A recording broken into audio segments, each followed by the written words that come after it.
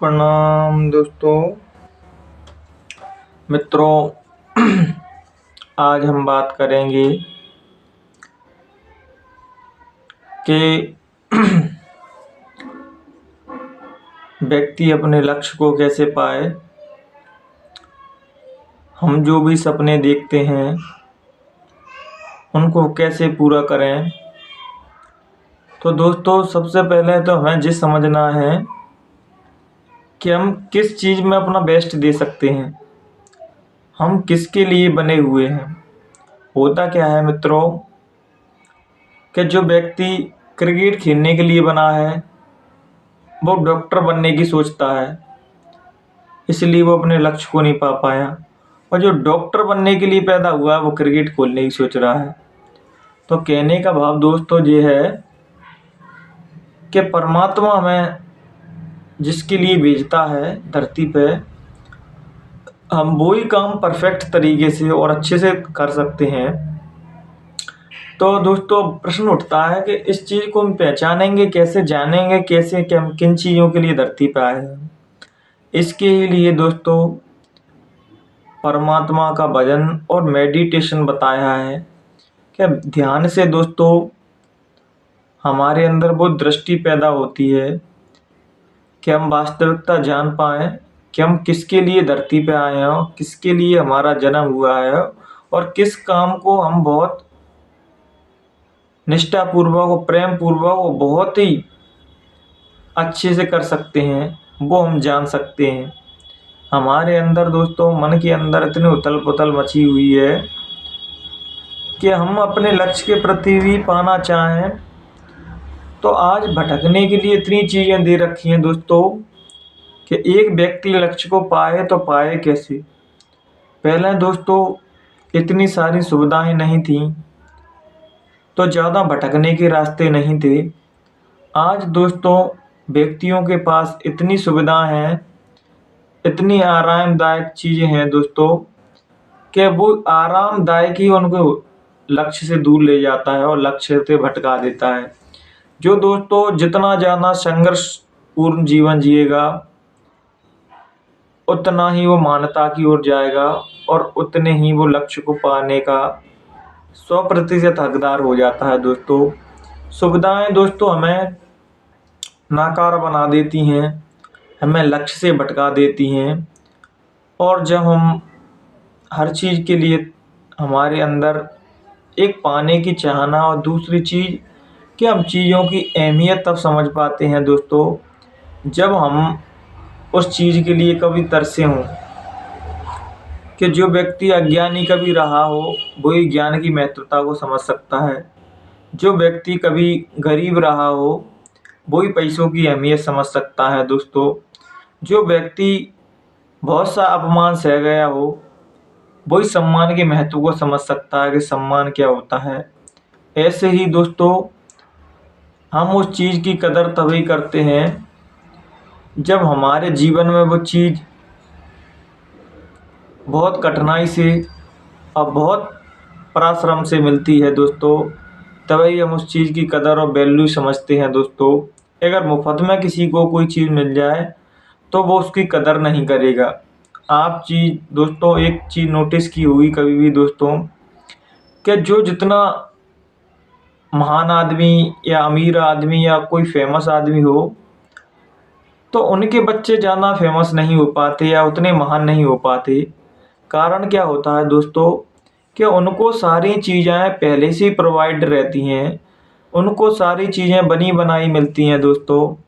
इसलिए तो दोस्तों वो संघर्ष नहीं जानते, मेहनत करना नहीं जानते। दोस्तों समझना दोस्तों कि आपके पास कुछ नहीं है तो समझना कि परमात्मा ने आपको कुछ महान काम के लिए बनाया गया है। कि जब आपके पास कुछ नहीं होगा, आपका जीवन गरीबी में होगा दोस्तों, दुख दर्द में होगा, तो समझना कि आपके परमात्मा ने एक बहुत अच्छी प्रेरणा दी है कि आप संघर्ष करके उन चीज़ों को अचीवमेंट पा सकते हैं, उन चीज़ों को पाया जा सकता है दोस्तों। और क्योंकि जिसके पास जो चीज़ नहीं होती दोस्तों तो तब हम पूरी शिद्दत से और पूरी मेहनत और ईमानदारी से लग जाते हैं तो अपने लक्ष्य को, अपने गंतव्य तक पहुंचा जा सकता है दोस्तों। लेकिन विडंबना क्या होती है, क्योंकि हम मेहनत और ईमानदारी से अपने लक्ष्य के प्रति डिटरमाइंड नहीं रहते। एक कहानी में पढ़ रहा था दोस्तों, एक बिजनेसमैन व्यक्ति था, तो उसने अपने बेटे से कभी नहीं कहा कि बेटा अपने पास इतनी धन संपत्ति है, अपने पास इतनी फैक्ट्रियां हैं, अपन इतने अमीर व्यक्ति हैं। तो जब एक बार उनके मित्र ने पूछा कि सेठ जी आप ये बताइए, आपने अपने बेटे को क्यों नहीं बताया कि तुम इतने धनवान हो, तो सेठ जी ने बहुत ही सुंदर उत्तर दिया। कहा कि अगर मैं इसको पहले ही बता देता कि तू इतना धनवान है, इतना पैसा है, तो ये कभी कुछ नहीं करता और ये मेहनत करना कभी नहीं सीख पाता और दूसरे का दुख कभी नहीं समझ पाता दोस्तों। क्योंकि हम अगर नीचे स्तर से ऊपर स्तर पर जाएंगे दोस्तों, तो नीचे वालों की वैल्यू समझेंगे हम। जिस प्रकार जो व्यक्ति कभी गरीब रहा हो, जिसने गरीबी देखी हो, वही गरीब की फीलिंग को समझ सकता है, वही गरीब की समस्याओं को जान सकता है। जो दोस्तों नीचे स्तर से उठता है दोस्तों, वो नीचे वालों की वैल्यू और नीचे वालों की कदर करता है। आप लोगों ने देखा होगा कितने भी लोग जिस धरती पे महान लोग आए हैं, तो एक चीज़ बड़ी कॉमन पाई गई होगी उन लोगों में, कि उनका जीवन, सारा जीवन संघर्षों से भरा होगा। और हम आज की पीढ़ी संघर्ष करना ही नहीं चाहती, कि शौक तो नवाबों वाले हैं आज की पीढ़ियों के, और करना कुछ नहीं चाहती। तो विनय करे इस धरती का नियम है दोस्तों, इसको कर्म भूमि कहा गया है, कि विनय करे यहाँ कुछ नहीं मिलता। चाहे वो अध्यात्म जगत में हो या भौतिक जगत में हो।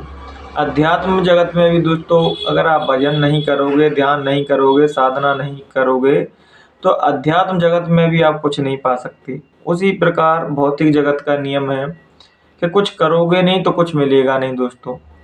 ये कर्म भूमि है दोस्तों। लेकिन विडंबना क्या है कि आज के व्यक्तियों के सबके कर्म के हैं, मन बुद्धि चित्त गंदी देख रहा है, मन में गंदे गंदे हैं, बुद्धि वासनाओं की ओर दौड़ रही है, तो सुख और शांति कहाँ आएगी दोस्तों।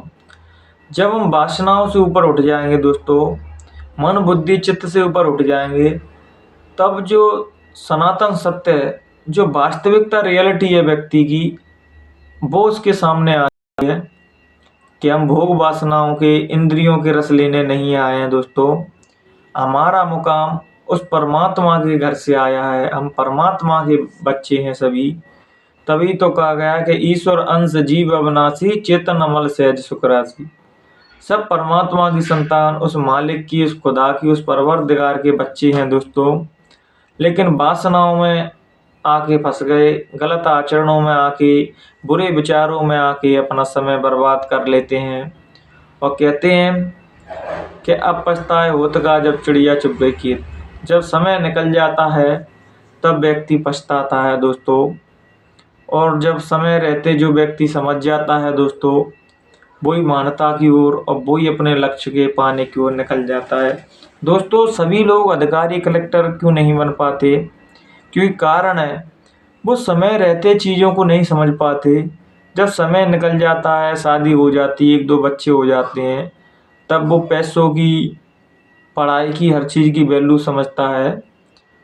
और जो समय रहते ही, जो पहले से ही चीज़ों को समझ जाते हैं, तो पहले से ही मेहनत करते हैं और अपने लक्ष्य को पा लेते हैं। उसी प्रकार जो साधना का नियम है दोस्तों, कि बहुत से लोग बूढ़े होकर भजन करते हैं और बहुत से लोग ऐसे हैं कि बूढ़े होने के बाद भी भजन नहीं करते।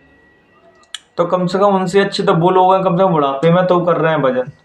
लेकिन वो लोग तो, उनकी तो भैया क्या ही कहें, कि बुढ़ापे में भी भगवान का स्मरण नहीं कर रहे, भगवान को, उस मालिक को याद नहीं कर रहे, जिसके लिए ये मालिक ने, परमात्मा ने हमें सांसों की पूंजी दी है दोस्तों।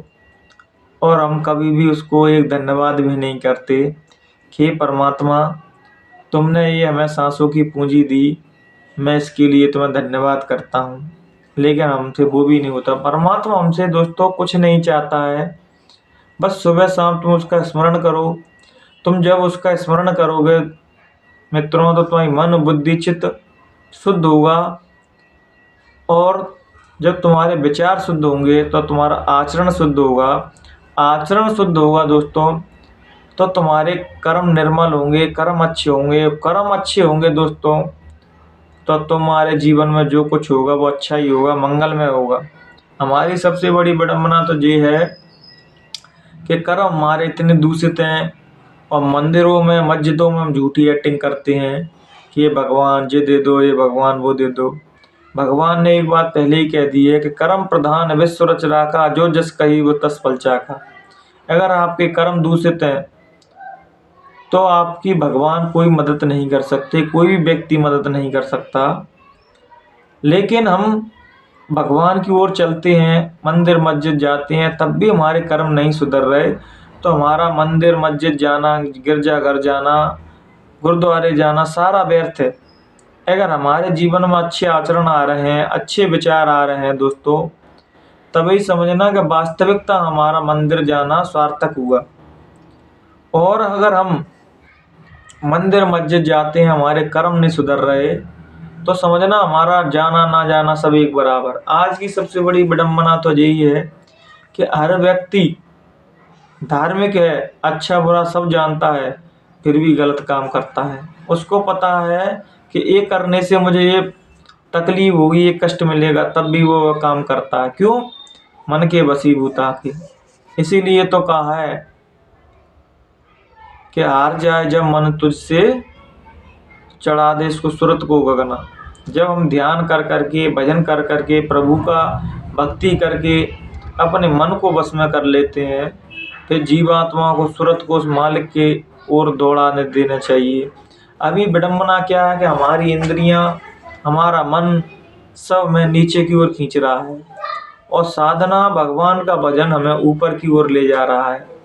लेकिन विडंबना ये है कि आज ऊपर की ओर कोई चलना नहीं चाह रहा है, सब नीचे की ओर चलना जा रहे हैं दोस्तों। तो दोस्तों एक मंसूर नाम के फ़कीर थे, तो उन्होंने जब परमात्मा की मौज हो गई, उस परवरदिगार की, उस अल्लाह की, उस खुदा की उन पर नजरें करम हो गई, तो उन्होंने कह दिया अनहलक, मैं ही खुदा हूँ, मैं ही परमात्मा हूँ। तो वहाँ के लोगों ने उसका विरोध कर दिया और उन्हें सूली फांसी देने की सज़ा सुना दी। दोस्तों विडंबना तो यही है, जब जब इस धरती पर उस खुदा के नेक बंदे आते हैं, उस मालिक के भक्त आते हैं, उस परमात्मा के चाहने वाले आते हैं, तो लोग उनको समझ नहीं पाते, और मरने के बाद हमें ऐसी श्रद्धा दिखाएंगे कि उनकी मज़ारों पे, उनकी समाधियों पे, उनके मंदिरों में ऐसा पछीटा खाएंगे मानो उनके बहुत करीब है। लेकिन विडंबना यह है कि जीते जी हम किसी बुद्ध पुरुष के पास पहुंच जाएं, तभी हम वास्तविकता ज्ञान मिलता है, नहीं अन्यथा हम उनसे चूक जाते हैं। तो जब उनको फांसी दी जा रही थी मंसूर को, तो वो बहुत हंस रहे थे। तो लोग आप उनसे पूछ रहे थे कि आप ये बताइए, आपको मृत्युदंड दिया गया है, फांसी दे रहे हैं और आप हंस रहे हैं। तो वो कह रहे कि काट तो तुम इस शरीर को रहे हो, इन हाथों को काट रहे हो, जो मेरे अंदर से बोल रहा है वो तो कभी मरेगा ही नहीं। तो वो किसकी बात कर रहे हैं दोस्तों? वो रूहानियत की, उस आत्मा की, वो सोल की, वो रूह की बात कर रहे, जिसमें गीता में भगवान ने कहा है कि ना आत्मा पानी में डुबोई जा सकती, ना किसी शस्त्र से उसको भेदा जा सकता है, ना अग्नि उसे जला सकती है। वो मतलब आत्मा अजर अमर अविनाशी है। तभी मंसूर ने जब उसको फांसी पर चढ़ाया गया, तब सभी लोग उसको गर्दन उठा के ऊपर देख रहे। तब वो कहता है कि जिस प्रकार तुम गर्दन उठा के मुझे देख रहे हो ऊपर की ओर, ऐसे ही तुम उस मालिक को, उस परमात्मा को देख लो, तो तुम्हारा काम बन जाएगा। तो मंसूर ने दोस्तों एक भजन गाया, तो वो भजन की मैं 2-3 लाइन आपको सुनाऊंगा। तो ये हमें जीवन में सीख देता है कि भगवान की ओर, परमात्मा की ओर कैसे चलें। तो मंसूर कहता है, अगर है शौक मिलने का, अगर है शौक मिलने का, तो हरदम लो लगाता जा, अगर है शौक मिलने का तो हरदम लो लगाता जा। अगर है शौक मिलने का तो हरदम लो लगाता जा। गुलामी कर ले मालिक की, गुलामी कर ले मालिक की, गुलाम उनका कहता जा। अगर है शौक मिलने का हमेशा खा हमेशा पी, न गफलत में तू इतना जी। हमेशा खा हमेशा पी, न गफलत में तू इतना जी। जो बैठा है तेरे अंदर, जो बैठा है तेरे अंदर, उसी को तू रिझाता जा। अगर है शौक मिलने का। मित्रों, परमात्मा के लिए भूखे रहने की, कष्ट सहने की कोई ज़रूरत नहीं है। बस अपने मन बुद्धि चित्त को, अपनी इंद्रियों को वश में करके, मन को एकाग्र करके एक चित्त होके उस परमात्मा में विलीन कर दो, उस परमात्मा की भक्ति में रमा दो दोस्तों। तो फिर देखो आपके जीवन में क्या बदलाव आता है। आप जो भी सोचोगे उसको पालोगे, जो भी आपका लक्ष्य होगा उसको आप पालोगे। कहते हैं कि जब उसकी कृपा बरसती है तो लंगड़े भी चलने लगते हैं, अंधे भी देखने लगते हैं, गूंगे भी बोलने लगते हैं, जो मरीज होते हैं वो भी स्वस्थ हो जाते हैं। ऐसी होती है उस कृपा, उस मालिक की, उस परवरदिगार की, उस परमात्मा की दोस्तों। तो हम साधना को, भजन को इतना छोटा ना समझें। भगवान के भजन में बहुत शक्ति होती है दोस्तों। जो आप सोचोगे वो ही बन जाओगे। इसलिए भगवान का भजन नियमित रूप से करें, अपने कर्म मेहनत ईमानदारी से करें। भगवान ने जो भी आपको दायित्व दिए गए हैं उसको पूर्ण श्रद्धा से, मेहनत से, ईमानदारी से निभाएं। इसमें ही आपके घर में बरकत होगी। इन्हीं विचारों के साथ हम अपनी वाणी को यहीं विराम देंगे। मित्रों, कहने सुनने में किसी भी प्रकार की हमसे त्रुटि रह गई हो तो अपना बेटा और अपना छोटा भाई अपना हमें माफ़ कर देना। जय गुरुदेव।